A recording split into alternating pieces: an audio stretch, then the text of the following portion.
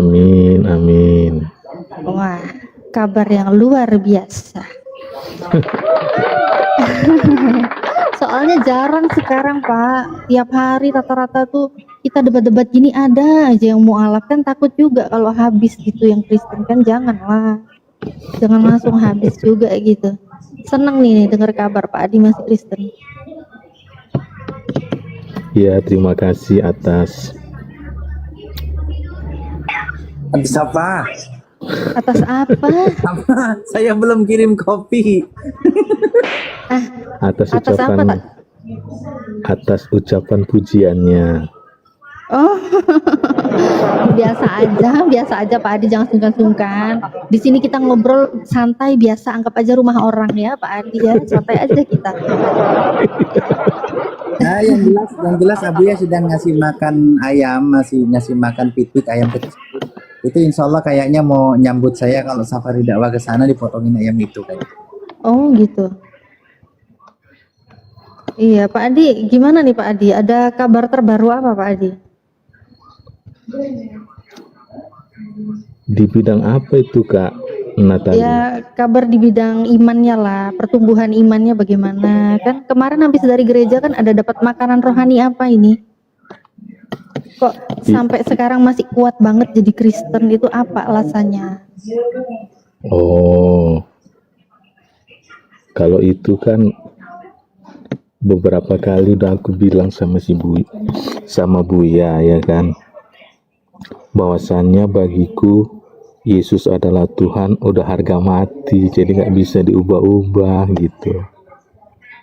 Jadi ke gereja itu hanya ungkapan syukur atas Tuhan menyatakan kasih karunia-Nya bagiku yang membuatku mengenal akan Dia sebagai Tuhan.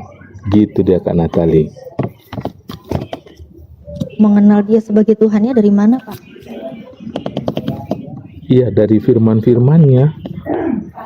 Firmannya siapa? Firmannya Yesus. Iya, firmannya Yesus, firmannya Allah kan. Oh, firmannya Yesus, firmannya Allah. Tapi sama ya, firmannya Yesus sama firmannya Allah sama? Dalam dalam konteks tertentu bisa dikatakan sama kan. Karena Yesus berkata, aku tidak dapat berkata dari diriku sendiri, katanya kan. Tapi apa yang dikaruniakan Allah itulah yang akan kukatakan, kata. Oh, Pak, tapi itu kiranya di mana Pak yang mengenalkan Yesus itu Tuhan Pak? Bagi kami umat Kristen, pengenalan itu sebenarnya nggak perlu melalui ucapan Yesus, ya kan? Tetapi melalui perbuatan-perbuatan yang Dia lakukan. Tapi kalau melalui perkataannya pun ada kan?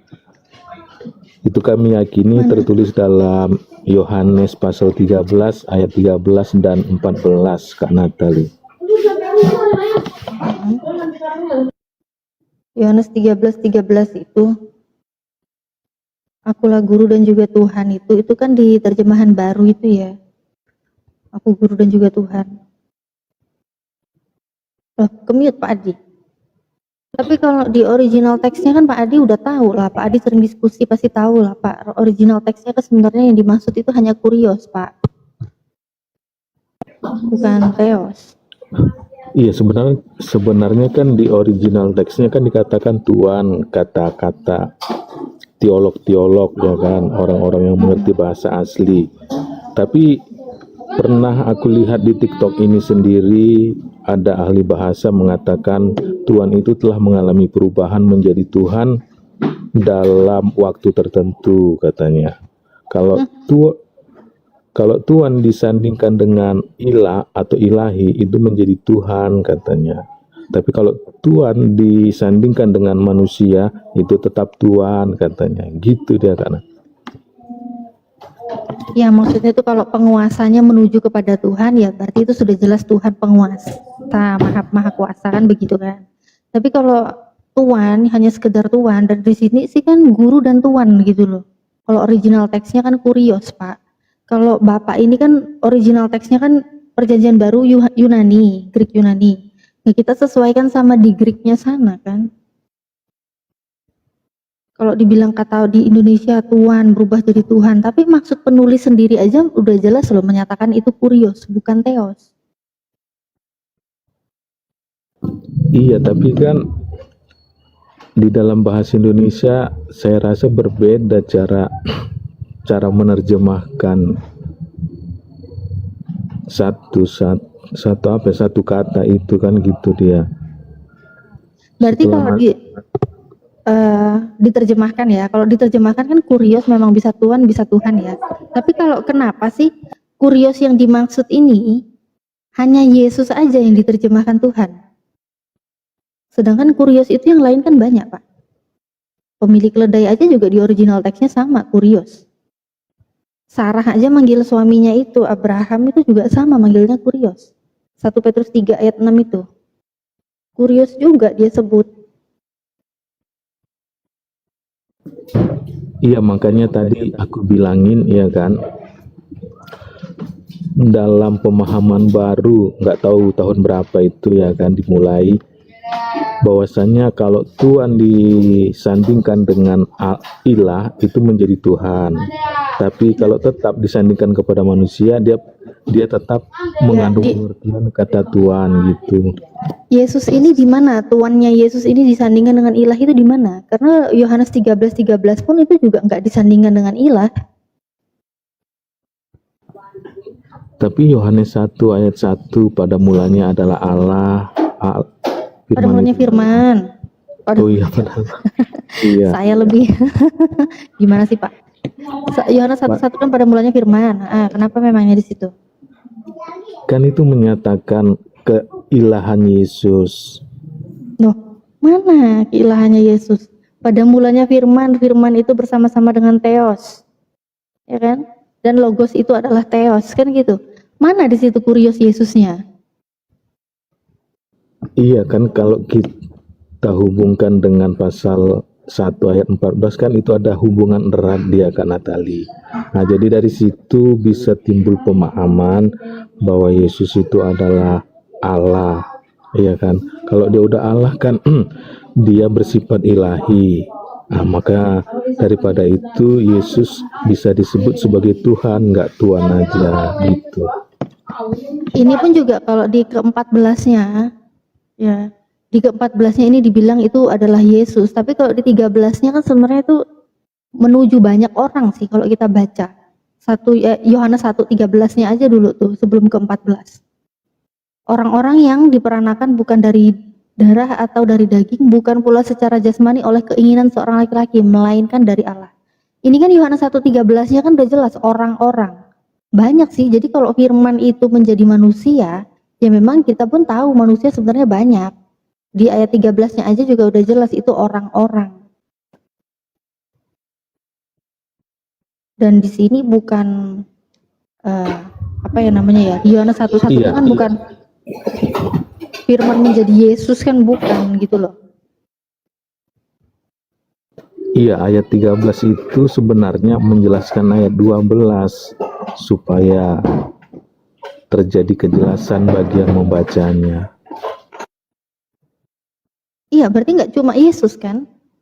Karena dari 12-nya pun juga sama, semua orang menerima kuasa kan, supaya menjadi anaknya. Terus di 13 pun itu juga yang dilahirkan, yang diperanakan bukan hanya darah atau daging, itu bukan cuma Yesus gitu loh, tapi itu di situ orang-orang, jadi banyak gitu.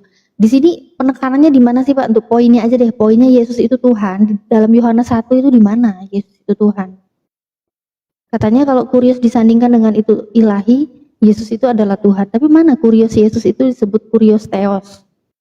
Mana Yesus disebut Theos? Yohanes 1 ayat 1 kan gini dia perkataan, apa tertulisnya Kak Natalia kan.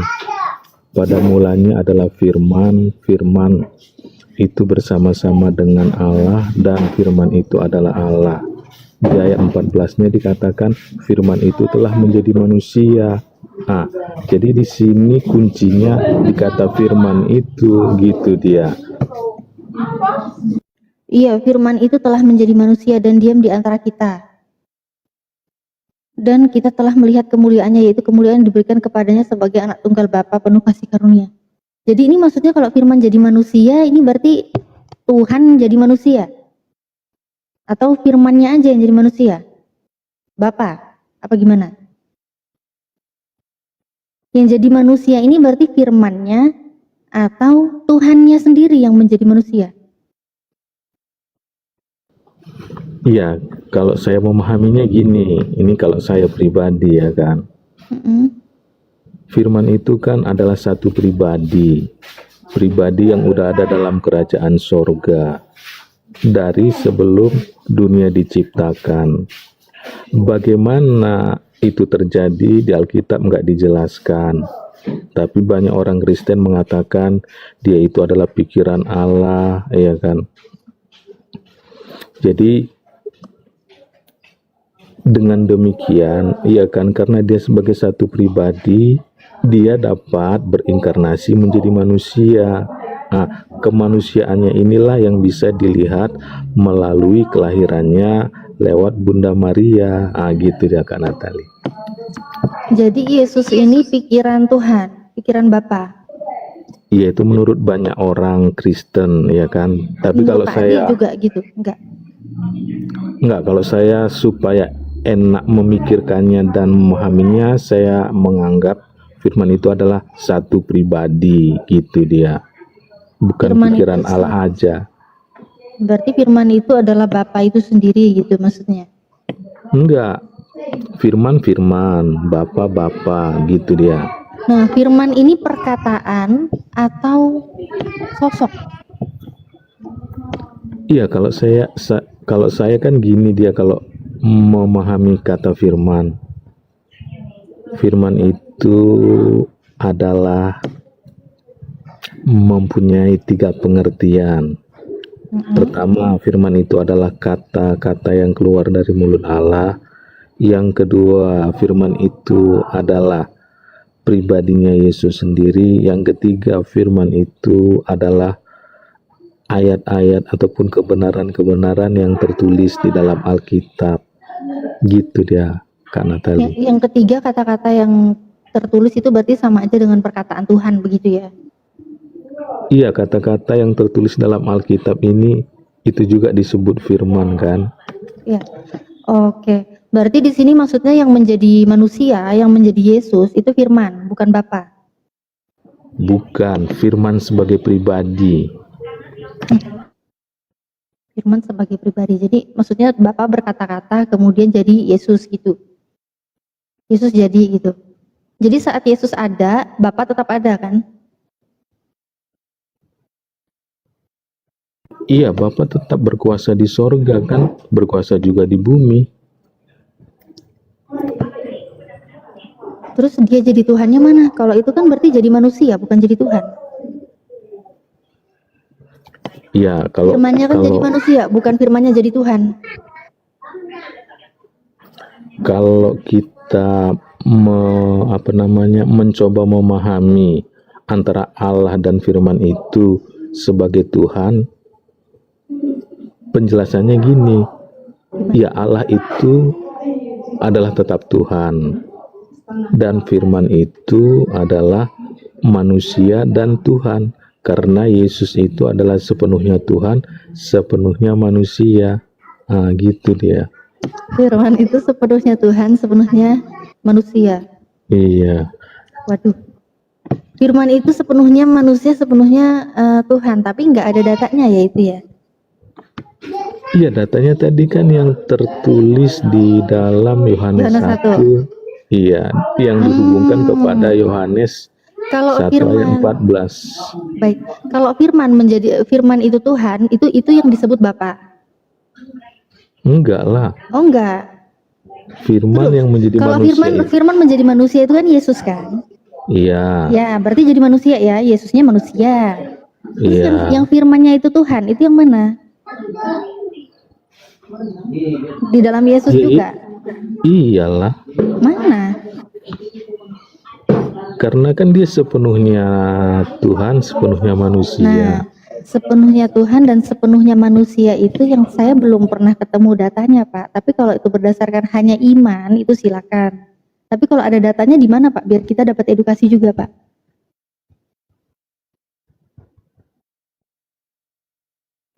Iya, kalau kita mau memahaminya, kalau saya pribadi, saya bisa memahami itu dari Yohanes 1 ayat 1 itu, Kak Natalia.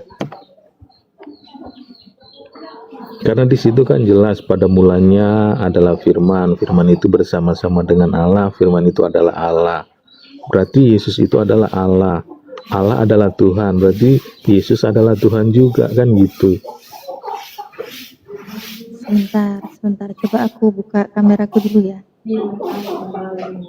Dan dia sebagai manusia, Kok lu monitor nggak ya biar gede-gedein layarku? Soalnya aku bukan moderator, aku ada di HP satunya ini moderator. Bisa gedein layarku nggak? Kok lu nggak bisa ya? Bentar, aku lihat HP ku yang satunya deh nih. Kenapa? Soalnya akunku yang ini. Oh ini, tolong gedein layarku. Oke. Ribet kok buka-buka HP satu lagi. Bukan momot aku yang ini. Nah, ini ya, kalau di yang satu, Yohanes 1:1, ini kan jelas. Aduh, stikernya juga ya ganggu ya. Ini kan pada mulanya firman, ya kan? Nah, firman itu, nah ginilah.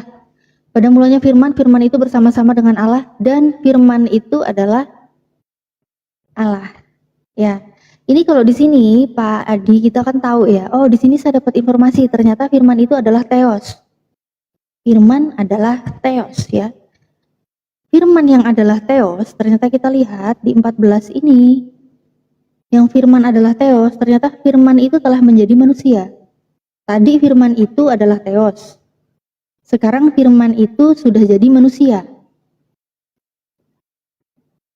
Yang tadinya Theos, dia jadi manusia. Yaitu firman nih. iya, kan makanya kan saya bilang tadi gini dia Kak Natali, iya kan?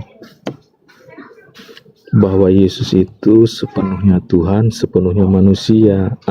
Sepenuhnya manusia itu dijelaskan dari Yohanes 1 ayat 14.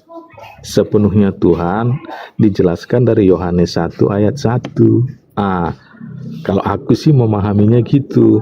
Mungkin ada orang-orang Kristen lainnya memahami dari ayat yang lain, ya itu sah-sah aja kan gitu. Tapi yang pasti Yesus sepenuhnya manusia dan sepenuhnya Tuhan. Iya Pak, jadi kalau di sini Pak, firman itu adalah Theos, silakan ya, ini firman adalah Theos.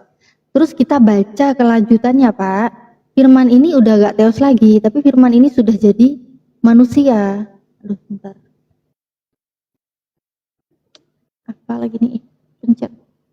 Nah, tapi firman itu udah jadi manusia. Jadi Theosnya kemana lagi kalau kayak gini? Udah jadi manusia kok firmannya?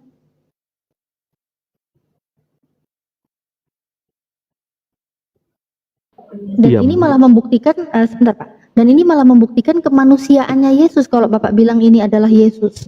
Bukan Tuhannya, tapi manusianya malahan. Yang jadi manusia kok, bukan jadi Tuhan. Iya, makanya itu Yesus disebut manusia pribadi yang memiliki dua natur, natur ilahi dan natur kemanusiaan. Yesus mulai kapan jadi dua natur? Ketika dia lahir sebagai seorang bayi. Ketika dia lahir sebagai seorang bayi, dia sudah dua natur. Berarti dia ada manusia dan juga ada Tuhan di dalam dirinya. Iya. Nah, waktu dia Tuhan, masih bayi, apa yang dia kuasai? Kan dia Tuhan. Iya, dia masih mengosongkan dirinya saat itu kan, belum menyatakan ketuhanannya. Dia hanya menampakkan kemanusiaannya aja. Kalau dia belum menampakkan ketuhanannya, Pak Adi tahu dia Tuhan dari bayi mana? Kan malaikat berkata kepada ibunya, bukan kepada ibunya, kepada para gembala, hari ini telah lahir bagimu Kristus Tuhan di kota Daud. Ya, Lukas 2:11 itu. Iya, Padahal itu kalau di original teksnya itu bukan Kristus, Tuhan gitu, bukan ya sebenarnya. Bukan gitu, kalau di original teksnya itu nggak ada komanya di situ. Tapi ya udahlah, kita pakai terjemahan aja deh, lihat ikutin LAI ya. Jadi kalau di sini dibilang Tuhan, Kristus, Tuhan gitu ya. Itu kan menyatakan Yesus adalah Tuhan ya, Pak, di Lukas 2:11 ya. Terus di Lukas 2:22, kalau dia memang Tuhan, ngapain juga dia dibawa lagi kepada Tuhan? Kan dia udah Tuhan, ngapain juga Tuhan diserahkan lagi kepada Tuhan, Pak? Tuhannya Bapak ini sebenarnya ada berapa, Pak?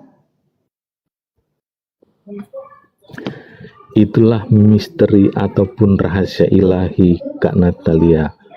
Kadang nggak semua bisa dijelaskan, iya kan? Misteri ilahi ya. Iya, rahasia ilahi, iya kan? Waduh, Contoh sederhananya gini lah, ya kan? gimana? Kayak mana bumi ini bisa diciptakan lewat satu perkataan?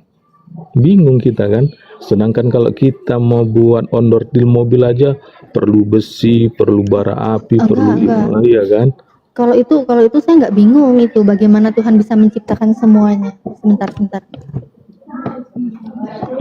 Iya, berarti Kak Natali nggak bingung juga lah kalau Yesus sebagai anak manusia harus diserahkan kepada Tuhan kan gitu Nah, kan?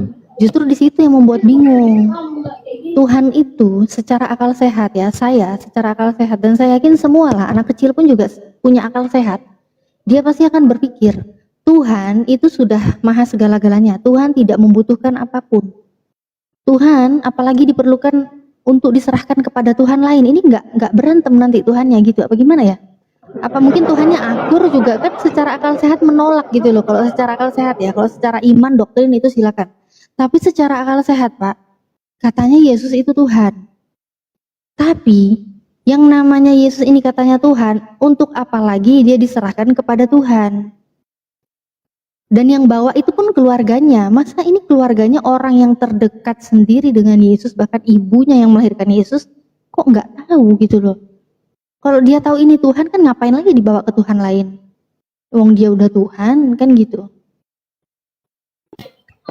Ya gini dia Kak Natali.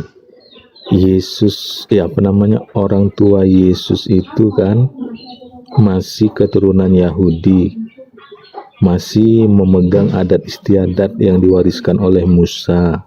Nah, menurut aturan Musa, kalau anak yang berumur 8 hari harus diserahkan kepada imam supaya disunat untuk pentahirannya, supaya dia disebut bayi yang telah ditahirkan oleh Allah melalui penyerahan itu. Nah,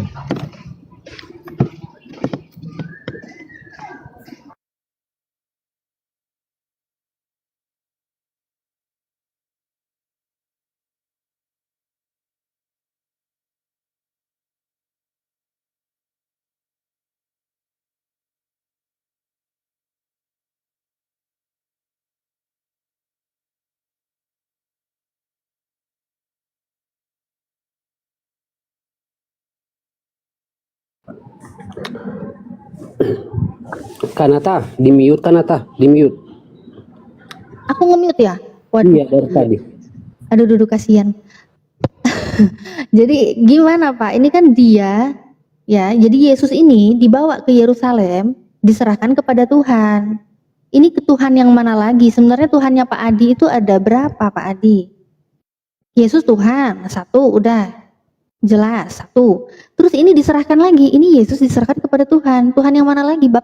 Tuhannya ada dua atau ada berapa Pak Adi? iya, kalau kita menjawab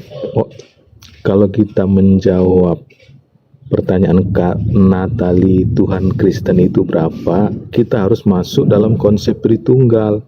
Nah, konsep Tritunggal itu menjelaskan bahwasannya Tuhan Kristen itu satu, tapi memiliki 3 pribadi. Karena apa? Karena mereka punya peran-peran masing-masing. Nah, Masing-masing, kalau masing-masing berarti sudah jelas terpisah-pisah ya. Dan tadi dibilang satu. Oke, kalau satu itu yang mana? Tuhan yang dibawa atau Tuhan yang diserahkan atau Tuhan yang menerima? Yang Tuhan yang benernya Pak Adi ini. Tuhan yang mana yang Tuhannya Pak Adi? Tuhan yang lagi dibawa diserahkan kepada Tuhan atau Tuhan yang menerima Tuhan Yesus itu dibawa? Tuhannya Pak Adi yang mana? Katanya kan cuma satu. Iya, pada waktu Yesus diserahkan, ya kan, dia masih dalam keberadaannya sebagai manusia yang diserahkan. Walaupun ada sifat keilahiannya di dalam dirinya, tapi yang diserahkan itu adalah sifat kemanusiaannya ataupun keadaan kemanusiaannya. Gimana bisa Yesus yang diserahkan kepada Tuhan ini kemanusiaannya lah, wong katanya lahirnya Tuhan kok. Barusan Pak Adi bilang, hari ini telah lahir bagimu juru selamat Kristus Tuhan di kota Daud. Yang lahir Tuhan. Ini masih satu perikop. Ya, Lukas 2 nih. Masih satu perikop Lukas 2:11. Terus kita lanjut ke 22. Tadi lahir Tuhan. Nah, terus Tuhan yang ini tadi lahir, ini dibawa ke Tuhan. Mana lagi itu loh, Pak? Gimana sih, Pak? Ya itulah rahasia ilahi Kak Natalia. Kadang nggak bisa dijelaskan. Oh, berarti nggak bisa menjelaskan ya? Ya sudah, kalau Bapak nggak bisa jelasin, saya nggak maksa, Pak. Saya Nggak, maksa. maksudnya Gimana? Maksudnya gini, nggak bisa dijelaskan untuk dapat dipahami logika manusia gitu loh. Oh, terus pakai logika apa, Pak? Kita harus memahaminya dengan kekuatan iman. Iman yang Bapak miliki itu iman sebagai Bapak ini akal manusia atau iman Bapak ini sebagai akal apa, Pak? Ya, iman yang membuat kita mengerti bahwasannya Tuhan itu ada, iya kan? Iman yang Itulah melawan iman. akal atau bagaimana, Pak, maksudnya, Pak? Kan kalau iman pakai akal manusia nggak bisa. Ini berarti Bapak pakai iman apa? Akal selain manusia atau memang iman tanpa akal? Melawan akal? Kadang memang kan iman itu di atas akal. Oh, Tapi kadang iman itu bisa dipahami dengan akal gitu kan.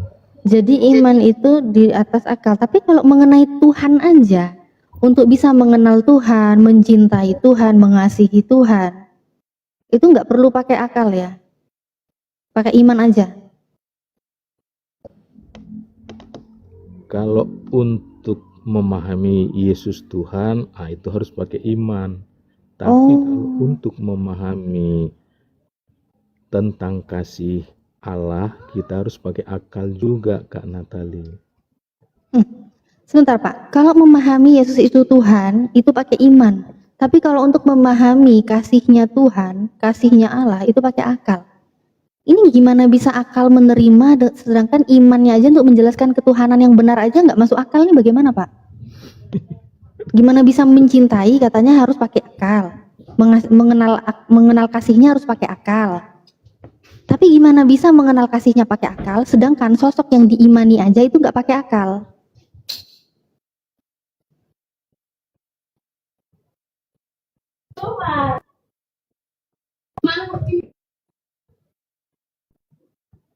Kemute Pak Adi?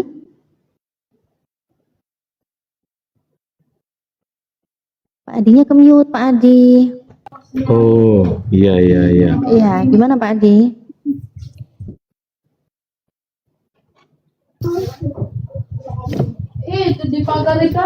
Bentar.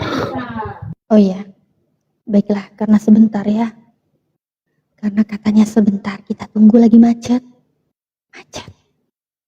Ya, mungkin lagi urusan ya, mungkin dipanggil istrinya, mungkin ya. Ada anaknya mungkin sibuk ya ngurusin ya. Ya jadi saya juga heran lah ya kalau dibilang iman untuk mengenal Yesus Tuhan itu nggak usah pakai akal. Tapi untuk mengenal kasihnya itu pakai akal. Ini gimana ya? Gimana kita tahu kasih Tuhan itu benar apa enggak, beneran kasihnya Tuhan atau bukan, sedangkan untuk mengenal iman Tuhannya aja nggak pakai akal, mengimani yang dia sembah aja nggak pakai akal gitu. Iya, gini dia Kak Natali. Kalau memahami Yesus Tuhan itu cukup dengan iman. Tapi kalau memahami kasih Allah itu perlu iman, perlu akal. Gitu dia. Bapak mengimani Yesus itu Tuhan Bapak? Iya kan? Mengimani Yesus Tuhan. Kalau Iya. Tuhan saya ya Allah Bapa, Bukan Allah, Yesus. Oh, Allah Bapa. iya Allah Bapa, Allah Anak, Allah Roh Kudus. Tiga-tiganya itu Tuhan semua. Iya, Oh, tiga-tiganya Tuhan semua. Berarti ada 3. bukan kalau kayak Tuhannya gitu, tetap satu, tapi karena dia mempunyai peran masing-masing, ya kita tetap menuhankan ketiga-tiganya kan gitu. Oh iya, ketiga-tiganya, ya. Iya, jadi Iya, 3 ternyata. Cuma satunya satu kesatuan gitu ya, bukan satu esa ya. Iya, udah tambah pintar Kak Natali. Satu kesatuan. Ternyata Tuhannya itu satu kesatuan, bukan satu esa ya. Satunya itu satu kesatuan, bukan esa ya. Jadi ternyata apa yang Yesus ajarkan itu berbeda dengan yang Pak Adi ajarkan. Yesus ajarkan di Markus 12:29, hukum yang terutama ialah, dengarlah ya orang Israel, Tuhan Allah kita, Tuhan itu Esa. Ya. Tuhan itu Esa, itu menurut Yesus, tapi menurut Pak Adi, Tuhan itu 3, Tuhan itu 1 dalam artian kesatuan. Itu maksudnya satunya kesatuan, bukan Esa menurut Pak Adi. Jadi begitu ternyata 3. Jadi kalau kayak begini ya terpecahkan lah, bukan misteri ilahi lagi kalau begitu namanya. Berarti memang ada Tuhan Anak diserahkan kepada Tuhan Bapa. Jadi ada 2, ya wajar. Cuma yang satunya nggak ikut ya waktu itu ke sini ya, nggak diajak ya. Kan ada Tuhan Roh Kudus juga tadi, Allah Bapa, Allah Anak, Allah Roh Kudus. Cuma yang Roh Kudusnya nggak diajak, belum ikut. Sebenarnya yang diserahkan itu kemanusiaan Yesus, Kok bukan manusia lagi? ketuhanannya. Oh ya, berarti Yesus manusia bukan Tuhan. Dia manusia, dia Tuhan, Kak Natali. Tadi udah, Katanya yang lahir udah Tuhan, gimana sih? Tadi udah bilang aku pinter, gimana sih? iya, udah pinter kok, Gimana nggak jadi sih? pinter lagi Kak Ya udah Natali. pinter lah, katanya tadi kan 3, iya 3, tapi kesatuan, iya kesatuan, ya udah selesai. Berarti bener kan? Iya, Iya, ya udah benar. Ngerti lah berarti. Cuma yang saya pertanyakan dulu waktu diserahkan kepada Tuhan, Tuhan diserahkan kepada Tuhan ya kan, jangan bilang manusianya lah Pak, ini katanya yang lahir Tuhan gitu, gimana sih? Jangan Iya, sungkan-sungkan Pak. Kalau memang yang lahir Tuhan, terus Tuhan Anak ini diserahkan kepada Bapaknya, Bapaknya Tuhan juga ya, oke. Ada Tuhan Anak diserahkan kepada Tuhan Bapak, ya jangan sungkan-sungkan Pak, nggak apa-apa ngaku aja. Ini yang Roh Kudusnya kemana? Nggak ikut waktu itu. gini dia. Yang diserahkan itu kan Yesus untuk disunat. Kalau disunat kan nggak mungkin Tuhan, berarti manusia. Nah, berarti yang diserahkan itu kemanusiaannya. Terus ketuhanannya kemana? Lepas. Kalau yang diserahkan di Lukas 2:22 ini kemanusiaannya, waktu itu dia lahir Tuhan ini, terus ketuhanannya kemana? Ketuhanannya berlepasan apa gimana Pak? Kak Neni komen, ngadi-ngadi Kak Neni komen ya. Kak Neni komen ini lagi ngumpet di bawah meja, jare. Jangan gitulah. Janganlah ngumpet di bawah meja, mana muat. Ngadi-ngadi Kak Neni ini komentarnya. Gimana Pak Adi? Sebenarnya Tuhan itu ada di dalam dirinya Yesus, tapi kan belum menampakkan diri atau menyatakan ketuhanannya. Yesus menyatakan diri dalam ketuhanannya kan setelah mengalami pembaptisan oleh Yohanes. Di situ dia baru menyatakan bagaimana dia sebagai Tuhan dalam manusia. Iya kan? Yesus menyatakan ketuhanan di dalam dirinya itu setelah dia dibaptis Yohanes. Tapi Yesus semasa dia lahir sebenarnya dia sudah Tuhan. Cuma dia tidak menyatakan itu, tapi dia tetap Tuhan. Begitu Pak? Benar? Iya. Benar. Contohnya gini, seorang anak raja, ketika dia lahir, ia kan udah menjadi pangeran. Tapi kan ada umur untuk kata pangeran itu disematkan kepadanya kan, ada umur tertentu, ya kan? Nah, jadi gitu juga Yesus.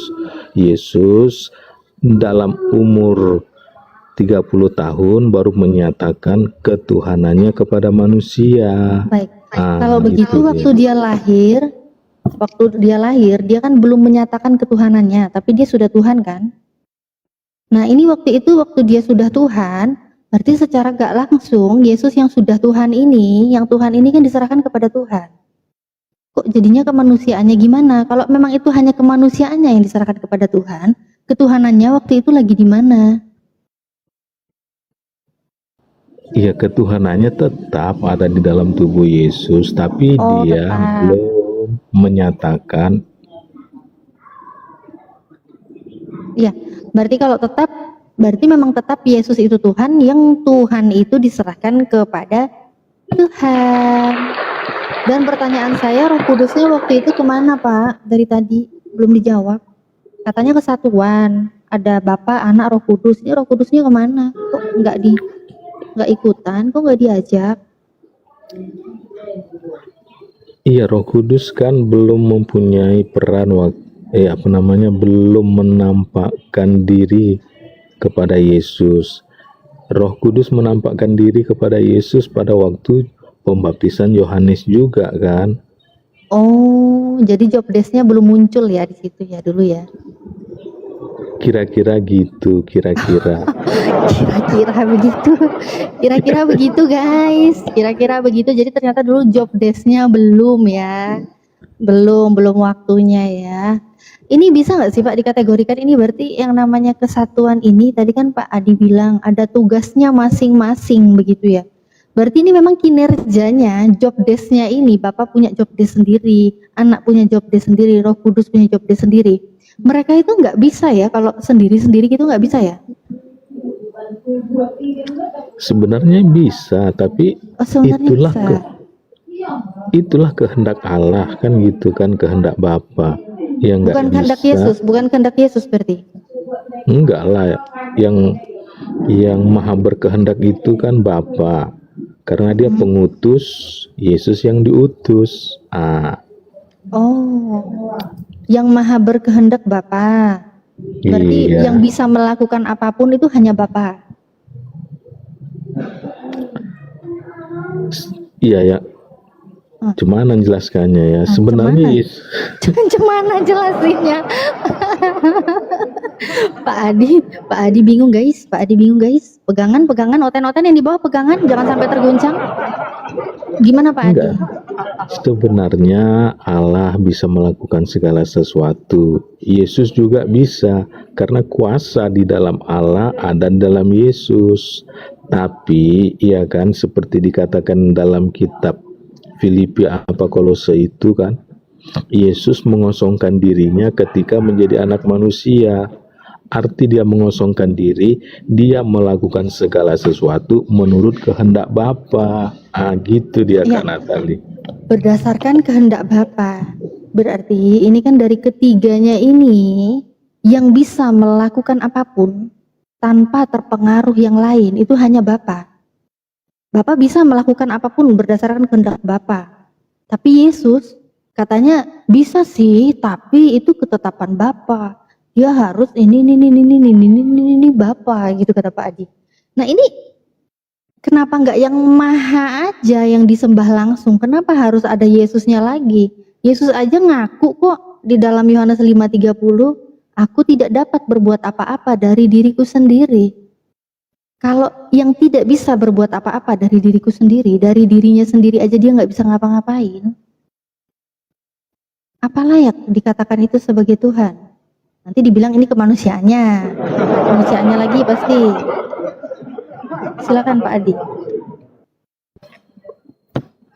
Sebenarnya gini dia itu Kak Natali ya kan.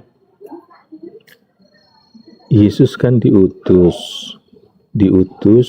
sebagai manusia untuk menggenapi nubuatan-nubuatan yang ada dalam perjanjian lama. Iya kan? Nubuatan-nubuatan untuk menyelamatkan manusia dari dosa dan kebinasaan. Nah, jadi Yesus datang itu bukan tanpa petunjuk-petunjuk yang sebelumnya, tapi karena ada petunjuk-petunjuk sebelumnya. Nah, jadi Yesus itu datang bukan ujuk-ujuk, kata orang mana itu ya, orang. Orang Jawa, wong Jawa. Iya. Bukan ujuk-ujuk. Bukan Nah, tiba-tiba. Iya. Terus ini semakin memperkuat dia diutus. Dia bukan pengutus. Dia nggak pernah lo ngutus Bapa. Tapi Bapa bisa sekapan-kapan pun kehendak Bapa ngutus Yesus. Kenapa nggak Yesus yang apa ya? Kenapa nggak Bapaknya aja gitu yang langsung disembah? Kenapa Yesus lagi itu kenapa? Kok dibilang itu Tuhan tapi sedangkan itu aja diutus, masa masih ada Tuhan senior, Tuhan junior, ada Tuhan junior diutus, gimana sih Pak? Aduh, pusing kepala Barbie. Sebenarnya pemahamannya nggak seperti itu loh Kak Natali. Pemahamannya Nggak seperti itu tuh nggak seperti apa? nggak ada Tuhan junior, nggak ada Tuhan senior. Yang Nggak ada ada. adalah Tuhan Bapa, Tuhan Anak, Tuhan Bapa, yang Tuhan Anak. mengutus, Tuhan yang diutus. Oke, kalau nggak ada Tuhan senior, Tuhan junior, Tuhan junior, adanya Tuhan Bapa, Tuhan Anak. Tuhan Bapa sama Tuhan Anak lebih dulu Tuhan mana? Iya, di dalam Alkitab kan nggak dijelaskan itu mana duluan. Nggak dijelaskan. Iya. Bapa sama Yesus itu duluan mana? Yang ciptain Bunda Maria itu siapa? Iya, Bunda Maria itu kan terlahir karena, ya kalau dari segi biologis itu kan karena adanya orang tuanya. Tapi kalau dari segi penciptaan ya bisa dibilang itu diciptakan oleh Allah kan gitu kan? Diciptakan Bapa, ya kan? Iya. Nah, sebelum Yesus lahir, sebelum Yesus ditaruh di kandungan Bunda Maria, Bapa sudah ada belum? Iya, Bapak dari selama-lamanya itu udah ada, waktu yang tak terhingga ya kan? Waktu yang tak terhingga, berarti maha ada. Ya Iya. kan? Nah, Bapa itu maha ada. Sedangkan Yesus aja diutus Bapa. Ini berarti kan sudah jelas mana yang lebih dulu kan Bapa.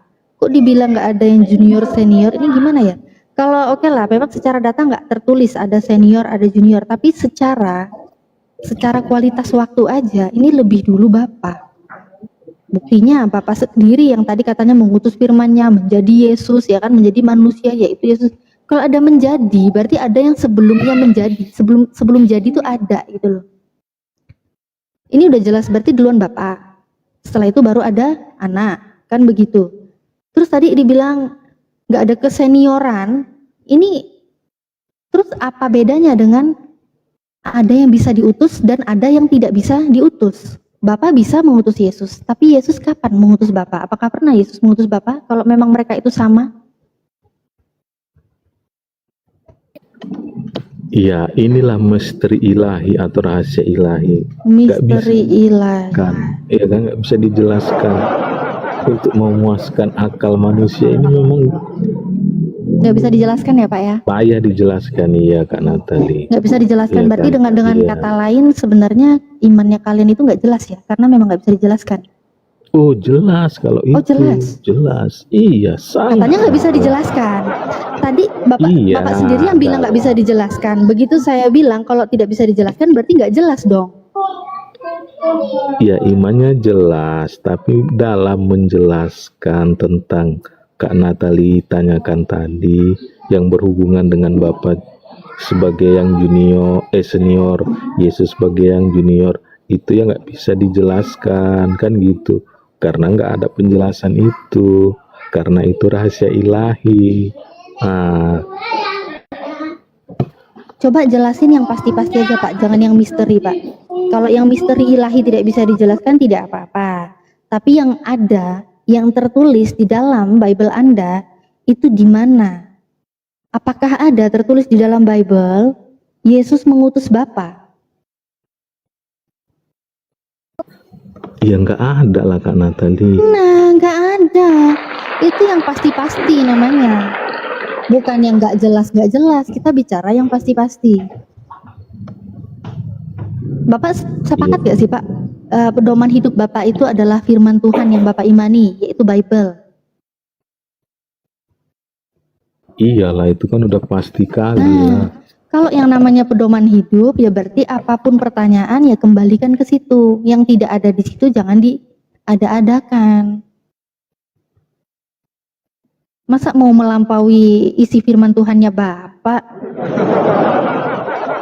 Jadi sebenarnya di sini kita diskusi mengingatkan aja ya, saling mengingatkan begitu kan. Jadi di saat lewat diskusi saya, Pak Adi ini melampaui batas, melampaui apa yang tertera di dalam pedoman hidup kalian, ya saya pun mengingatkan gitu loh. Ada nggak datanya? Oh nggak ada. Kalau nggak ada ya jangan diada-adain gitu Pak. Kalau ranah iman kalian mau melebihi apa yang tertulis itu silakan. Tapi kalau ranah diskusi, kita lihat apa yang ada ya disitulah yang ada dijelaskan. Kalau nggak ada ya udah, jangan diada-adakan. Begitu Pak Adi ya. Iya, karena setiap ayat kan kadang dalam beberapa ayat ada penjelasannya. Jadi saya menjelaskan itu supaya Kak Natali paham gitu loh.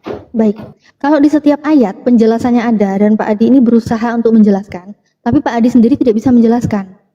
Apa salahnya saya bilang, iman yang Anda sendiri tidak bisa jelaskan berarti ya sama aja itu nggak jelas karena nggak ada penjelasannya. Sebenarnya udah saya jelaskan, cuman Kak Natali nggak paham. Nah, tadi saya katanya bilang gimana itu menjelaskannya? rahasia ilahi. Tadi katanya gimana menjelaskannya ya? Itu tidak bisa dijelaskan kan tadi Pak Adi yang bilang ke saya. Iya, saya ucapkan itu karena udah aku jelasin. Tapi Kak Natali bilang juga belum paham. Jadi kayak mana mau gue bilang ya udahlah gitulah. Makanya aku bilang itulah rahasia ilahi Kak Natali susah dipahami. Iya, Kan gitu. Kalau yang rahasia ilahi memang saya tidak akan bisa memahami karena itu tidak tertulis. Itu tidak tertulis Pak. Jadi kalau iman Bapak mengimani itu ya itu rahasia ilahi, itu begini, itu begini, itu begini. Tapi itu rahasia ilahi ya mau bagaimanapun Pak Adi menjelaskan kepada saya tidak akan bisa pahami itu karena itu tidak tertulis, tidak jelas. Istilahnya seperti itu.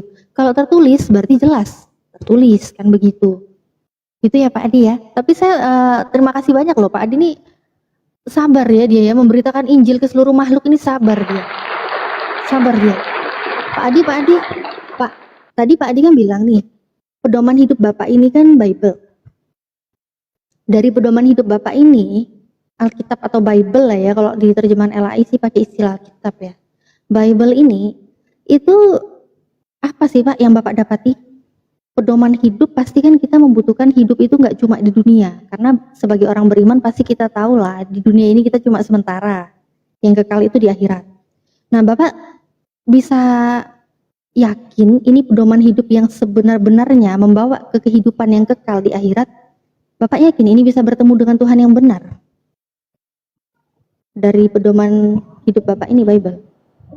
Iya, sangat-sangat yakin Kak Natali. Dari mana Bapak yakin?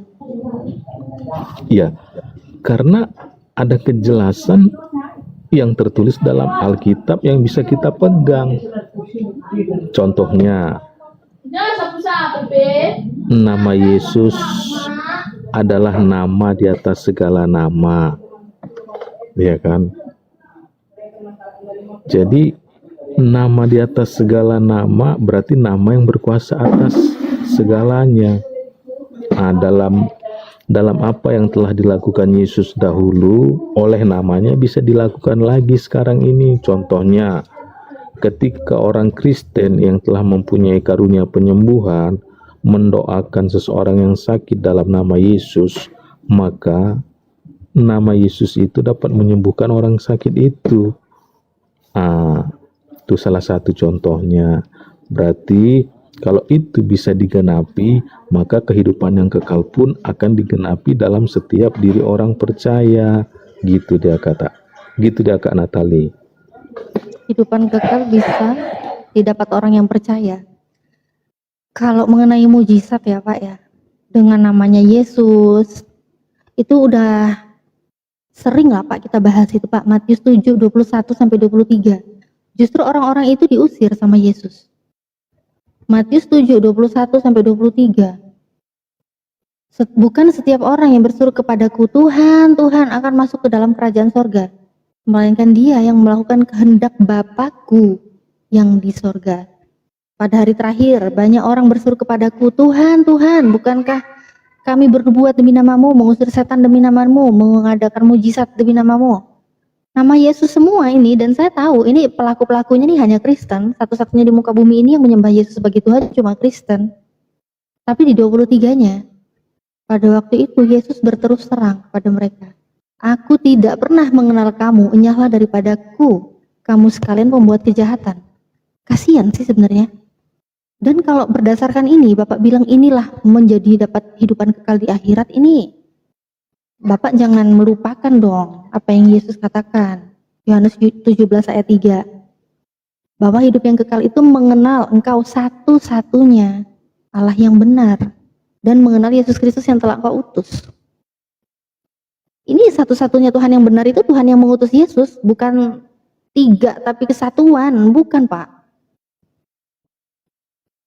Mana ceritanya hidup kekal itu adalah bermujizat di dalam nama Yesus? Mana? Nggak ada hidup kekal itu bermujizat di dalam nama Yesus. Yang ada tercatat di Matius 7, 21 sampai 23. Orang-orang itu malah diusir, dikatain pembuat kejahatan. Silakan Pak Adi. Gimana? Iya Kak Natali. Tadi Kak Natali menghubungkan dengan dengan Matius pasal 7 ayat 21 sampai 23, ya kan? Ya, kalau kita hubungkan lagi dengan Lukas pasal 10 ayat 20, ya kan? Bahwasanya orang-orang yang mengusir roh-roh jahat itu namanya tertulis di dalam kitab kehidupan.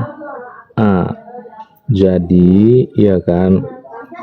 Kita harus memahami kedua ayat itu dengan seksama supaya kita menemukan titik terang, bukan titik gelap, titik terangnya.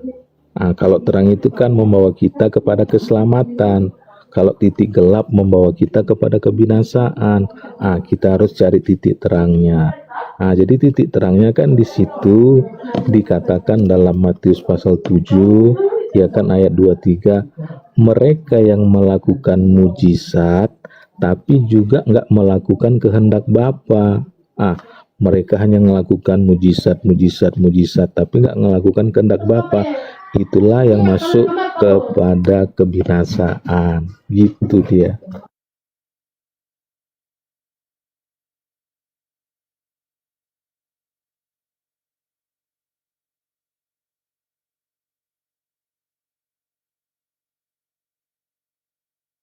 Aku nge-mute ya? Sorry. Pak, kalau yang Yohanes 17:3-nya gimana? Kehidupan kekal. Kan bukan kehidupan kekal itu karena mengusir setan dalam nama Yesus, bermujizat dalam nama Yesus, kan bukan itu. Tapi kehidupan kekalnya itu kan udah jelas. Kehidupan kekalnya itu Yohanes 17:3 mengenal satu-satunya Tuhan yang mengutus Yesus. Dan kehendak Bapa yang tadi Bapak bilang itu kan kehendak Bapa. Emang kehendak Bapa itu apa, Pak? Apa yang Bapak bilang? Tapi melakukan kehendak Bapa. Apa kehendak Bapa yang harus dilakukan? Iya, kehendak Bapa yang harus dilakukan ialah semua yang benar yang tertulis di dalam kitab Taurat. Kan gitu dia. Jadi semua yang tertulis, contoh, apa yang tertulis di dalam 10 perintah Tuhan itu harus dilakukan dengan baik, dengan benar, ya kan? Terus habis itu tentang hidup kekal itu bukan melakukan mujizat, ya memang itu betul, tapi kan gini dia pemahamannya. Saya bisa meyakini bahwa nama Yesus itu nama yang menyelamatkan, ya kan? Bahwa nama Yesus itu adalah nama yang menyelamatkan karena nama itu dahulu dapat melakukan mujizat-mujizat, saat ini pun dapat melakukan mujizat-mujizat. Artinya kuasa nama itu nggak berubah, tetap sama dahulu dan sampai saat ini, bahkan sampai kedatangannya kali kedua. Itulah yang membuat saya yakin bahwasannya di dalam Yesus, oleh nama itu saya dapat menuju hidup yang kekal ketika saya ada dalam kebenaran-kebenaran Allah ataupun kehendak Allah. Kalau kita berbicara tentang Yohanes 17 ayat 3, ya kan? Di situ kan ada dikatakan, inilah hidup yang kekal itu, yaitu bahwa mereka mengenal Engkau satu-satunya Allah yang benar. Jadi di sini kata Allah yang benar itu kan belum dijelaskan.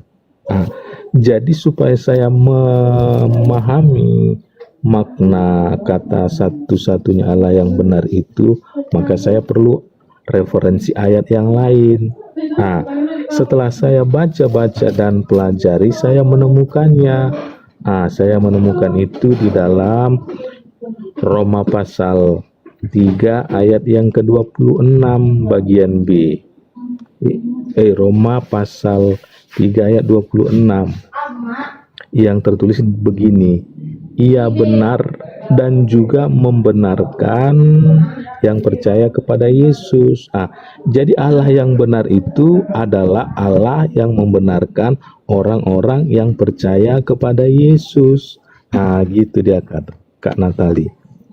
Allah yang benar itu Allah yang membenarkan orang-orang yang percaya kepada Yesus. Iya. Itu ya, Pak? Iya. Baik, kalau berdasarkan Roma 3:26, kalau Bapak menjelaskan bahwa Allah yang benar adalah Allah yang membenarkan orang-orang yang percaya kepada Yesus. Di sini saya setuju memang, karena memang Tuhan itu akan membenarkan siapapun yang percaya kepada Yesus pada zamannya, kan begitu. Karena memang Yesus kan diutus ada zamannya ya, ada masanya, bahkan kisaran 3 tahunan aja kan, 30 sampai 33 tahun. Jadi siapa yang percaya kepada Yesus saat Yesus itu diutus, ya percaya aja apa yang Yesus katakan. Pasti Tuhan akan membenarkan itu.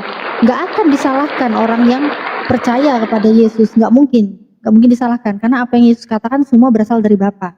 Nah, tapi Bapak dari tadi saya tanya, mengenai hidup yang kekal itu apa? Terus Bapak lari, itu kan harus yang diusir itu kan karena dia tidak melakukan kehendak Bapa. Sedangkan kehendak Bapa itu pun Bapak menjelaskan itu nggak alkitabiah gitu loh. Kehendak Bapa itu seperti apa begitu Pak? Kehendak Bapa itu ada Pak dalilnya, udah dikasih tahu Yesus di dalam Yohanes 6:40. Sebab inilah kehendak Bapakku. Inilah kehendak Bapakku, supaya setiap orang yang melihat yang melihat anak dan yang percaya kepadanya beroleh hidup yang kekal, dan supaya aku membangkitkannya pada akhir zaman. Jadi ternyata kehendak Bapa itu orang-orang itu melihat Yesus, percaya kepada Yesus supaya mendapat hidup kekal. Ini Yohanes 6:40, percaya kepada Yesus supaya dapat hidup kekal. Inilah kehendak Bapa. Nah, ternyata supaya hidup kekal, ya tadi itu yang udah saya bawa datanya dari tadi. Dapat hidup kekal itu ya jelas mengenal satu-satunya Allah yang benar dan mengenal Yesus Kristus yang telah Engkau utus. Ini Pak yang benar Pak. Kalau berdasarkan data ya Pak ya, berdasarkan data saya nggak asumsi gitu loh Pak. Apa sih kehendak Bapa? Jelas percaya sama Yesus supaya dapat hidup kekal. Bagaimana hidup kekal? Percaya satu-satunya Allah yang benar. Satu loh Pak. Satu-satunya Allah yang benar itu siapa? Yang mengutus Yesus. Bukan Allah Bapa, Allah Anak, Allah Roh Kudus, itu Allah dari mana lagi? Makanya Markus 12:29 aja, Tuhan Allah kita, Tuhan itu Esa. Itu kan hukum yang terutama yang Yesus katakan kepada Bani Israel. Ini kalau kayak gini Bapak dapat hidup apa kalau kayak begini? Allahnya jadi banyak, bukan satu-satunya, tapi kesatuan yang isinya 3. Ada Allah Bapa, Allah Anak, Allah Roh Kudus. Sedangkan di sini satu-satunya Allah benar, Allah yang mengutus Yesus.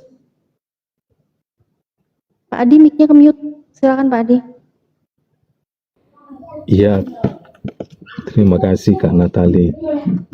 Sebenarnya kan kehendak Allah itu atau kehendak Bapa itu banyak, ya kan? Salah satunya tertulis di dalam Yohanes pasal 6 ayat 40 itu kan gitu dia. Jadi karena kehendak Allah itu banyak, ya kan? Kita nggak bisa berpatokan hanya kepada Yohanes pasal 6 ayat 40 kan gitu. Karena di dalam perjanjian lama pun kan ada kehendak Allah, iya kan? Nah, jadi kita harus juga melihat ke sana karena itu semua yang masih mana? berhubungan. Yang mana Pak? Yang mana? Yang mana? Yang tadi Bapak bilang itu yang mana selain ini? Kan pertanyaan Ya, saya sebenarnya poin dari awal kan apa yang saya tanya, bagaimana bisa mengenal Tuhan yang benar sehingga membawa Bapak ini ke dalam kehidupan yang kekal. Itu dari tadi yang poin yang saya tanya. Tapi Bapak ini kemana-mana. Percaya Yesus lah, bermujizat lah, memanggil Yesus lah, ada kuasa lah. Begitu ditampilkan ayatnya, ternyata orang-orang itu diusir Yesus, yang memanggil Yesus Tuhan. Bapak bilang, itu karena mereka tidak melakukan kehendak Bapa. Bapak mengatakan, kehendak Bapa itu yang ada di dalam Roma 3:26. Karena Bapak yang benar itu malahan, Bapak yang benar. Padahal saya nggak nanya Bapak yang benar gimana. Ini malah dibilang Bapak yang benar itu yang membenarkan orang percaya kepada Yesus. Ya memang ini benar. Kalau orang percaya Yesus pasti dibenarkan, nggak mungkin disalahkan. Lawang Yesus aja utusannya Bapa. Apa yang dilakukan Yesus, yang dikatakan Yesus sesuai dengan apa yang Bapak perintahkan. Sedangkan Bapak sendiri ini gimana? Kehendak Bapak yang Bapak bilang nggak cuma di Yohanes 6:40 itu di mana? Untuk mendapat hidup kekal. Kehendak Bapak untuk mendapatkan hidup yang kekal itu bagaimana? Kalau yang lain oke, yang mana? Pakai data Pak, silakan.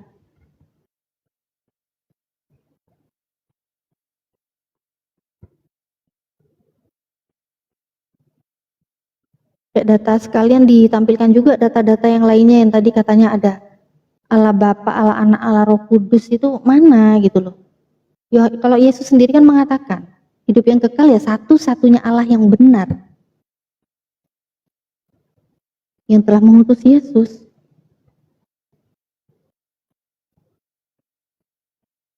Satu ya, bukan kesatuan ya. Pak Adi mic-nya di mute itu, mute-nya dibuka dulu Pak Adi. Mute-nya dibuka. Oh iya.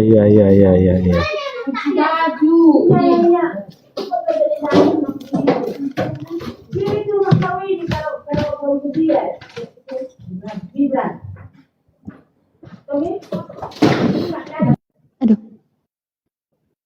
Sampai banting-banting meja guys. Banting meja ini Pak Adi nih. Pak Adi banting-banting meja, sabar Pak Adi, sabar Pak Adi.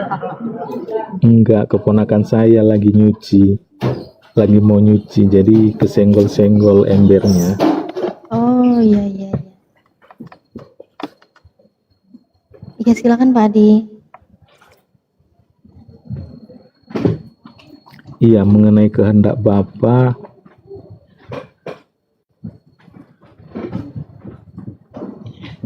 itu kan juga tertulis dalam Yohanes pasal 6 ayat 38. Sebab aku turun dari sorga, bukan untuk melakukan kehendakku, tetapi untuk melakukan kehendak Dia yang telah mengutus aku. Dan inilah kehendak Dia yang telah mengutus aku, yaitu supaya dari semua orang yang diberikannya kepadaku, jangan ada yang hilang, supaya kubangkitkan pada akhir zaman. Jadi ada ayat yang mendukung ayat yang lain. Jadi kehendak Bapa Itu kan terusan yang tadi Pak ya. 38 Iya, kan terusan yang tadi sebelumnya. Iya, jadi kan ayat di dalam Alkitab itu sebenarnya kan perlu didukung dengan ayat yang lain supaya dapat dijelaskan dengan sangat hati-hati dan itu menjadi keselamatan bagi yang mendengarkannya. Gitu dia. Iya, apa kehendak Bapak? Apa kehendak Bapak? Kalau Bapak bawa di Yohanes 6:38 ya ini memang lanjutannya Pak, lanjutannya ayat yang 40 yang saya bawa tadi. Ini kan untuk melakukan kehendak Dia yang telah mengutus aku, kan gitu. Kehendak Dia ya kita baca lagi ini terus ya kan.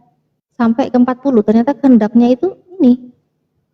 Melihat Yesus, percaya kepada Yesus, dapat hidup kekal.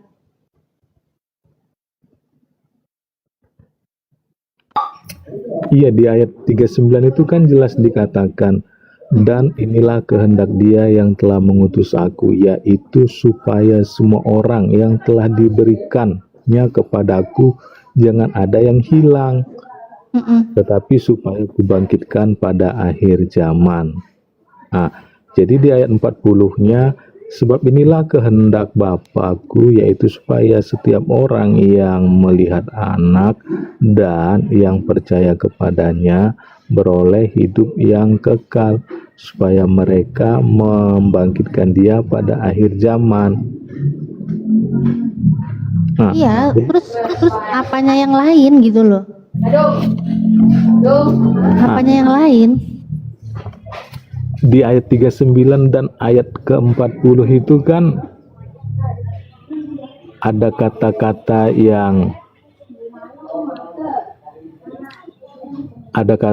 yang sama tapi ada yang berbeda, ya kan?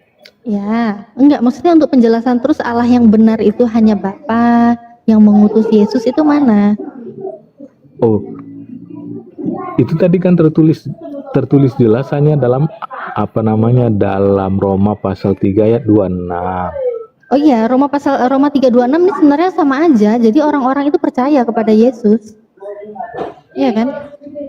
Iya, berarti orang-orang yang percaya kepada Yesus yang dibenarkan Allah, itulah Allah satu-satunya yang benar. Ya, Kan gitu dia. Apa yang Bapak percayai dari Yesus? Yesus mengatakan satu-satunya Allah yang benar yang diperkenalkan Yesus itu adalah Allah yang mengutus Yesus. Bapak nggak percaya ini kan? Tadi Bapak bilang ada Allah Anak, ada Allah Roh Kudus, tapi Yesus sendiri bilang hanya ada satu-satunya Allah, satu-satunya Allah yang benar. Bapak nggak percaya apa yang Yesus bilang? Sebenarnya percaya Kak Natali, cuman kan gini, dia harus dijelaskan kadang dalam per ayat, nggak bisa ayat ini menjadi patokan keseluruhan kan gitu. Sebentar. Jadi kalau harus ada yang dijelaskan, itu penjelasan siapa? Apakah itu penjelasan Yesus atau itu penjelasan pendeta? Yang disuruh percaya itu percaya apa kata Yesus. Bahkan di Roma juga yang dibilang itu percayanya itu percaya kepada Yesus.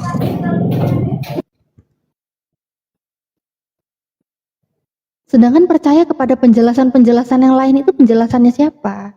Yang Bapak percaya? Penjelasan siapa, Pak? ya gini, dalam memahami Alkitab kan kita harus perlu Roh Kudus. Roh Kuduslah yang menjelaskan itu kepada kita, Kak Natali. Jadi Oh, berarti gimana Jadi gimana, Pak?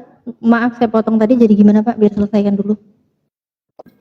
iya, karena untuk memahami Alkitab ini orang-orang percaya atau orang-orang Kristen itu memerlukan Roh Kudus supaya penjelasan-penjelasan itu enggak lari dari yang semestinya. Jadi kalau orang-orang percaya itu menjelaskan, biasanya kita harus lihat penjelasannya membawa kepada Yesuskah dia atau enggak, membawa kepada keselamatan yang dijanjikan Yesus atau enggak. Jadi kalau udah ke sana berarti penjelasannya itu benar dan itu berasal dari Roh Kudus. Berasal dari Roh Kudus ya. Kalau berasal dari Roh Kudus penjelasannya berarti ini sudah tidak mengikuti lagi kehendak Bapa. Karena di sini kehendak Bapa itu percayanya kepada Yesus, ya kan? Kalau berdasarkan data itu kehendak Bapa itu percayanya kepada Yesus. Bahkan di Roma aja, Roma 3:26, Paulus juga mengatakan percayanya itu kepada Yesus. Ya. Nah, kalau Bapak bilang itu harus diurapi Roh Kudus, harus dibimbing Roh Kudus, mendapat ya pokoknya pimpinan Roh Kudus lah ya. Roh Kudus yang mana yang Bapak maksud? Ya, Roh Kudus mana yang Bapak maksud? Karena Roh Kudus saja itu mencegah loh Pak. Pemberitaan ke Asia itu dicegah loh Pak. Terus Roh Kudus mana ini yang dimaksud nih?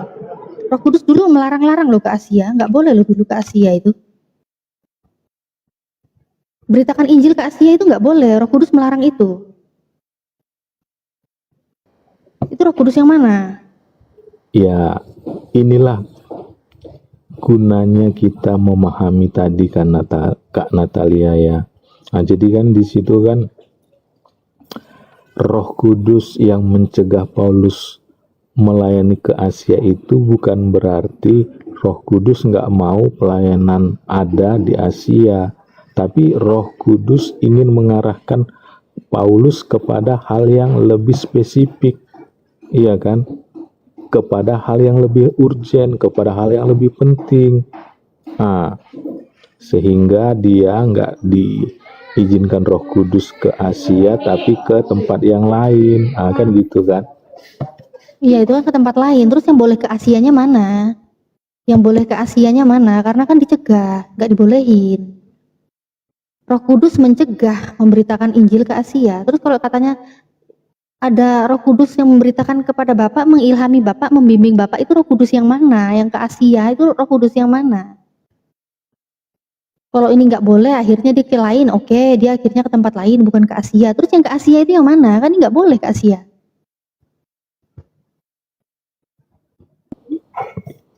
Bukan nggak boleh ke Asia, tapi saat itu Paulus mau ke Asia, tapi nggak diizinkan Roh Kudus karena Roh Kudus punya rencana yang lain gitu loh. Terhadap diri Paulus. Contohnya gini, ya kan? Sebentar Pak, izin Pak. Sebelum contoh, Ya. mohon sertakan 2 data di mana kehendak Bapak itu percaya kepada Roh Kudus. Kemudian sertakan juga data di mana Roh Kudus itu mengizinkan pemberitaan Injil di Asia. Silakan Pak.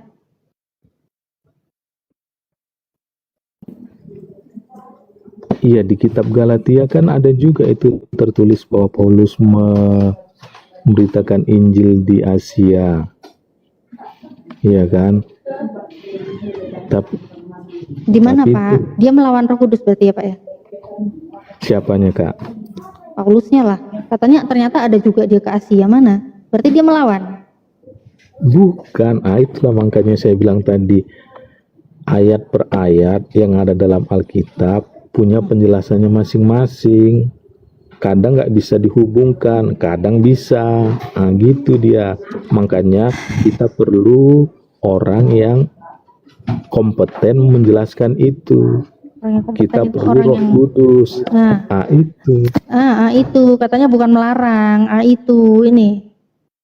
Karena Roh Kudus melarang mereka menyampaikan firman di Asia.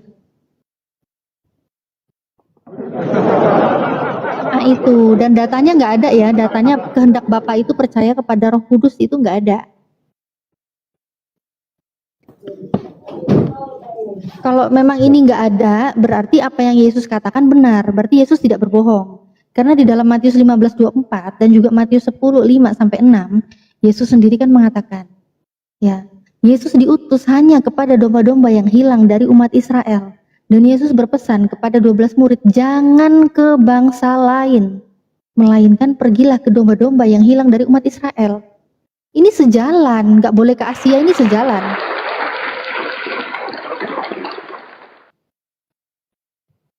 Sejalan loh, tapi kalau Bapak bilang ternyata Paulus juga ke Asia, ini berarti gimana? Paulus melawan Roh Kudus, melawan Yesus, atau bagaimana sih? Dan itu Roh Kudus yang mana gitu loh, dan dari tadi saya tidak menemukan satu data dari Pak Adi, mana kehendak Bapak itu mendengarkan Roh Kudus. Yang ada dari tadi percayanya percaya kepada Yesus, mendengarkan Yesus, bukan percaya Roh Kudus. Mana? Gini loh Kak Natalia, kalau kehendak Bapa itu, kalau kehendak Roh Kudus itu udah pasti kehendak Bapa gitu loh.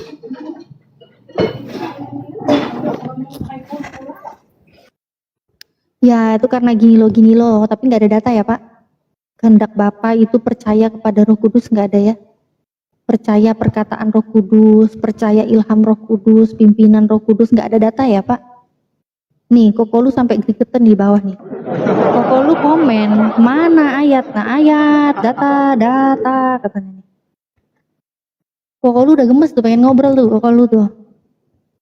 Ya jadi nggak ada datanya ya Pak. Kalau nggak ada datanya, itu misteri ilahi ya. Saya juga nggak akan maksa kalau itu misteri ilahi. Ngeri juga Pak, saya dibawa ke misteri-misteri ilahi Pak. Kadang ke rumah misteri aja saya udah ketakutan teriak lihat setan bohongan, apalagi misteri ilahi Pak. Ngeri kayaknya Pak. Nggak berani saya kalau udah misteri ilahi nggak ada data. Gini loh Kak Natali, Bapak itu secara otomatis percaya kepada Roh Kudus karena apa yang dikeluarkan Roh Kudus itu berasal dari Bapa ataupun dari Yesus. Bapak percaya kepada Roh Kudus. Iya, Bapak itu kan percaya kepada Roh Kudus, itu kan otomatis.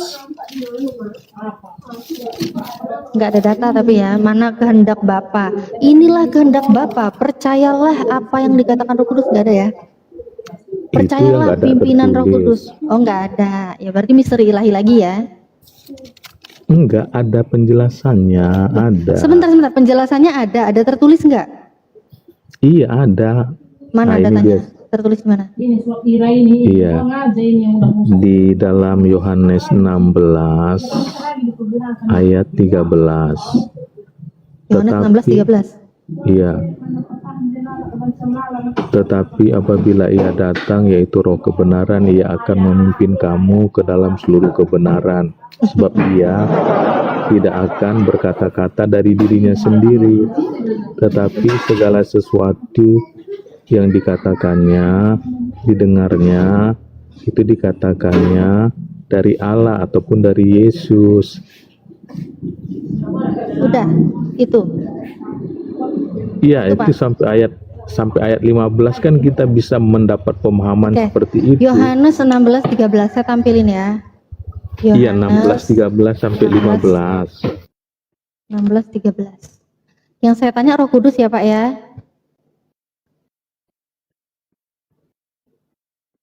Sebentar. Ini lemot lagi nih. Yang saya tanya itu Roh Kudus ya. Yang saya tanya Roh Kudus.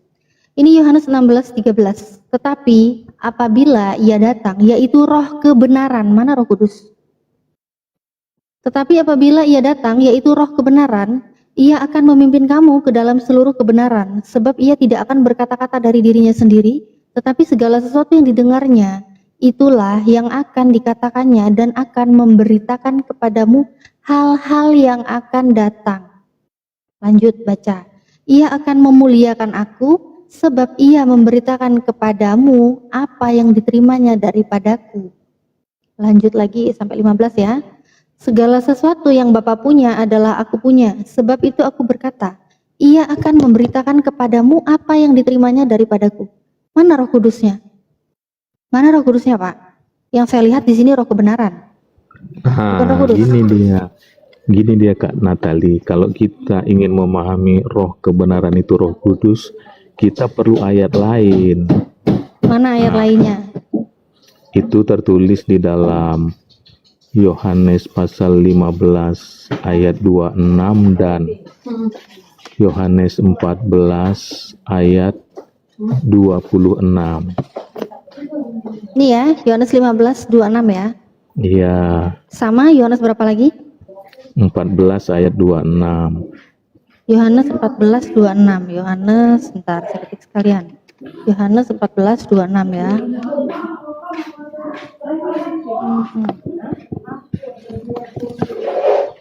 Oke, ayat lain ya, Yohanes 15:26. Jikalau penghibur yang akan kuutus dari Bapa datang, yaitu Roh kebenaran. Roh kebenaran lagi Pak. yaitu roh kebenaran yang keluar dari Bapa, ia akan bersaksi tentang aku. Ya, ini roh kebenaran ya, bukan roh kudus ya. Iya. Terus iya. saya baca lagi Yohanes 14:26. Tetapi penghibur, ini penghibur, yaitu Roh Kudus yang akan diutus oleh Bapa ke dalam namaku. Dialah yang akan mengajarkan segala sesuatu kepadamu dan akan mengingatkan kamu akan semua yang telah kukatakan kepadamu. Itu. Nah, berarti Kak Natali udah bisa paham. Sebentar, kan? sebentar. Ini berarti maksud Bapak, roh kebenaran itu adalah Roh Kudus. Iya. Oke, menurut Pak Adi, roh kebenaran adalah Roh Kudus. Tetapi di sini juga nggak ada ya, nggak ada data yang katanya mendengarkan Roh Kudus ya, nggak ada ya. Adanya tadi roh kebenaran. Tapi kalau di sini diklaim roh kebenaran itu adalah Roh Kudus ya. Kalau dibilang roh kebenaran itu adalah Roh Kudus, itu gimana ya? Karena di sini kan ini penghibur, bukan kebenaran, ya. Di Yohanes 14:26, tetapi penghibur yaitu Roh Kudus. Ya, penghibur itu yang Roh Kudus. Sedangkan bukan kebenaran. Tapi kalau kebenaran di sini dibilang roh kebenaran adalah Roh Kudus, dan ini udah jelas ternyata ini Roh Kudusnya aja menurut Pak Adi ini Roh Kudus ya yang diutus. Dan ini tidak akan datang kalau Yesus itu tidak pergi. Ya kan? Tadi di ayat yang keberapa itu? Yang dia nggak akan datang kalau Yesus nggak pergi, itu mana? Nah, sebentar. Di ayat yang keberapa Pak tadi Pak? Apanya? Ini nih, masih banyak harus, tetapi sekarang belum menanggungnya ini ya. Tetapi apabila ia datang roh kebenaran, ia akan memimpin kamu ke dalam seluruh kebenaran, sebab ia tidak akan berkata-kata dari dirinya sendiri. Ntar aku lupa ini, kebanyakan data nih. Yang roh kudus roh kebenaran datang kalau Yesus itu pergi, itu mana Pak? Lupa aku, ada teman-teman yang ingat gak di sini? Kalau lu ingat gak datanya ya? Sebentar nih. 1526 Kak Natalia. 1526 ya? Iya. 1526 ini jikalau penghibur yang akan kuutus dari Bapa datang, yaitu roh kebenaran. Sebentar. Ada yang ingat teman-teman typing?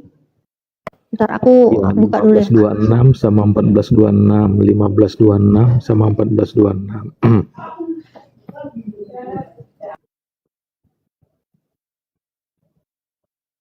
Bentar, aku coba cari dulu ya, nanti biar aku buka.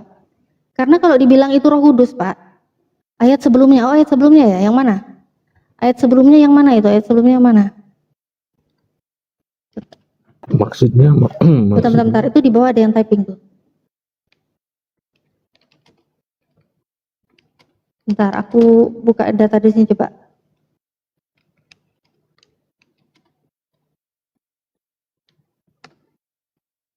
Yohanes 16:7 ya. Oke.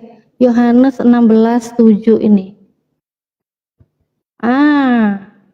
Ini penghibur ya. Penghibur itu kan kata Bapak itu Roh Kudus. Nih, Yohanes 16:7 ya, Pak ya. Oke, karena saya itu data dulu baru bacot ya. Walaupun saya tahu ada narasinya, tapi saya nggak berani bernarasi kalau datanya saya nggak tampilkan gitu. Yohanes 16:7 ya. Namun benar yang kukatakan ini kepadamu adalah lebih berguna kamu jika aku pergi. Jika aku pergi, ya. Nih, sebab jikalau aku tidak pergi, penghibur itu tidak akan datang kepadamu. Tetapi jikalau aku pergi, aku akan mengutus dia kepadamu.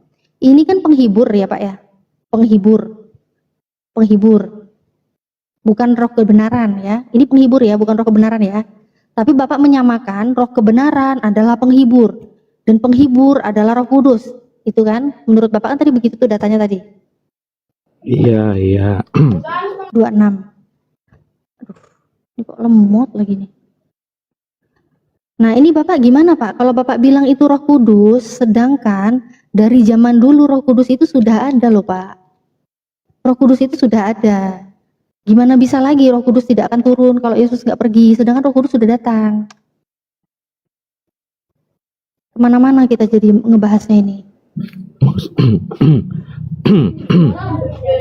Maksudnya gini loh Kak Natalia. Nih, Dari Yohanes.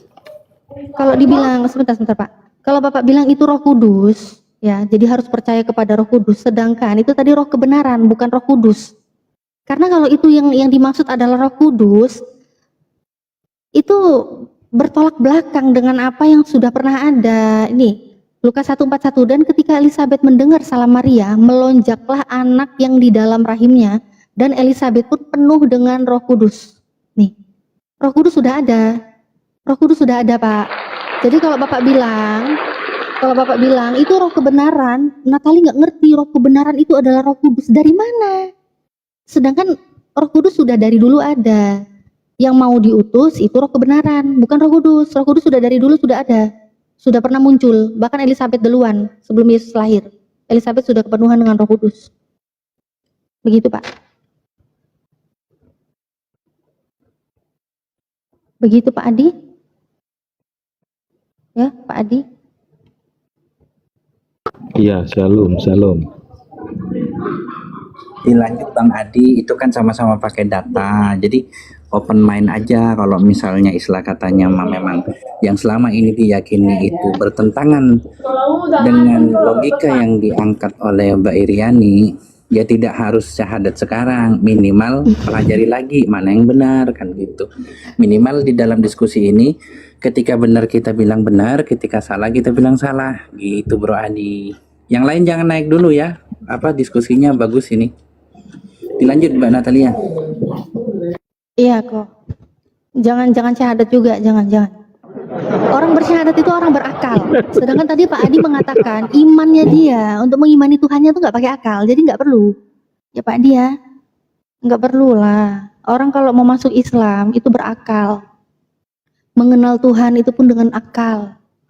Tapi kalau Pak Adi mengimani Tuhan yang nggak usah pakai akal, jadi repot gitu. Kecuali kalau mau membuang mindsetnya ya, semua pakai akal bisa ke Islam. Tapi kalau belum pakai akal nggak usah repot-repot. Jangan, nanti bahaya. Soalnya Islam itu untuk orang berakal ya. Wajib bagi orang berakal itu, Islam itu wajib. Enggak, sebenarnya Kristen pun perlu akal. Itu kan banyak dijelaskan dalam kitab Amsal.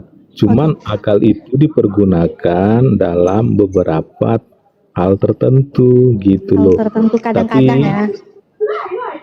Iya. Oh iya, kadang-kadang nggak ngakal juga Bapak. Kadang-kadang nggak pakai Iya, karena akal juga gini dia. kan. Karena gini, yang paling tertinggi di dalam kekristenan untuk mengenal Tuhan itu kan iman, ya kan? Sehingga dalam Ya. kitab Ibrani itu ada dituliskan secara khusus tentang iman. Itulah iman tadi. Baik, terus iman yang Bapak bilang tadi, ini roh kebenaran yang dimaksud. Kalau Bapak bilang roh kebenaran itu adalah Roh Kudus, itu lewat ya Pak ya? Lewat Pak. Roh kebenaran yang dimaksud itu Roh Kudus lewat, karena Roh Kudus sudah lebih muncul duluan gitu loh. Bahkan Enggak gini kepada loh, Elizabeth. Natali. Kok enggak gini, gimana sih? Tapi kan udah dijelaskan dengan data bahwasanya ada runutan, ya kan? Ada penjelasan yang bisa dijelaskan tentang arti Roh Kudus sama dengan arti Roh kebenaran, kan gitu dia kan?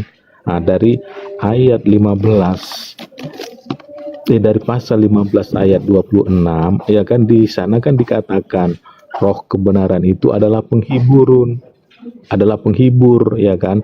Tetapi dalam Yohanes 14 ayat 26 dikatakan penghibur itu adalah Roh Kudus. Mana roh kebenaran, roh penghibur itu Roh Kudus? Kalau misalnya roh kebenaran itu adalah Roh Kudus, Pak, ini Yesus lupa atau gimana gitu loh? Oke lah, saya ikutin, saya coba mengikuti Bapak. Saya tidak akan memaksakannya, karena saya di sini cuma bisa nunjukin data aja. Kalau Bapak memiliki iman yang seperti apa, penjelasan seperti apa, itu silakan. Tapi kalau Bapak mengimani, menjelaskan roh kebenaran itu adalah Roh Kudus, ya. Sedangkan Roh Kudus itu sudah dari zaman dulu. Padahal Yesus sendiri bilang kalau yang ini tadi katanya roh kebenaran itu adalah Roh Kudus, gimana mungkin bisa gitu loh. Kalau Yesus nggak pergi, penghibur itu tidak akan datang, kan gitu. Tapi kalau dia pergi, dia akan datang. Nah ini kalau Roh Kudus ya ngapain juga nungguin Yesus pergi? Lawang Yesus belum ada aja, dia juga udah ada. Roh Kudus sudah dari dulu ada gitu loh. Oh, itu maksudnya gini loh Kak Natali. Maksudnya gini. Yohanes 16 ayat 7. Aku bacain ya. Ya, bacakan. Iya, aku bacain.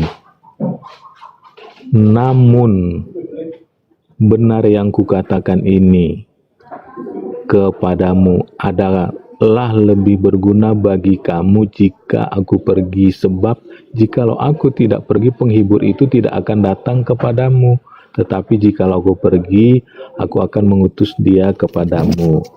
Artinya gini, kalau Yesus nggak naik ke sorga, Roh Kudus itu nggak akan datang kepada murid-murid Yesus.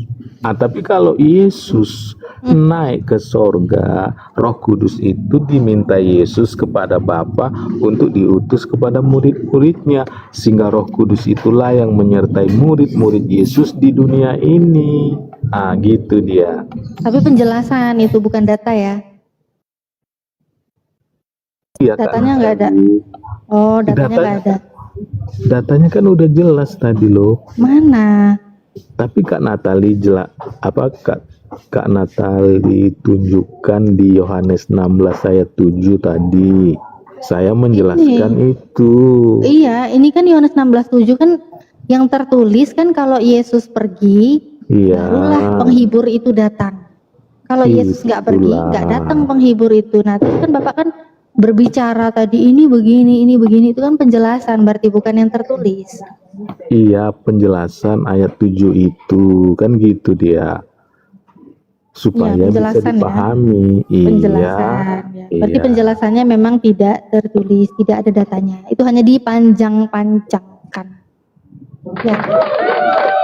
Panjang-panjangkan ya Pak ya. Bukan. Kok bukan? Dijelaskan. Terus kalau bukan di mana? Contohnya gini, contohnya ya kan. Ya penjelasan itu udah di mana deh penjelasan itu kalau nggak ada tertulis, kalau ada tertulis itu di mana penjelasannya? Iya gini dia.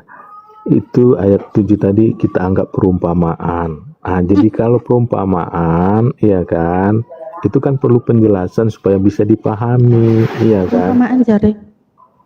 Kan gitu dia kan. Sebentar, kok bisa perumpamaan dari mana gitu loh? Bisa Iya kan? perumpamaan sih? Tadi kan di situ dijelaskan penghibur itu tidak akan datang kepadamu, tetapi jikalau aku pergi, ia akan datang kepadamu, karena dia akan diutus kepadamu, kata Yesus kan kepada murid-muridnya. Kan nggak dijelaskan secara terang benderang kan di situ kan. Kalau ini sih udah jelas sih. Justru penjelasan Bapak itu yang gelap, nggak ada datanya.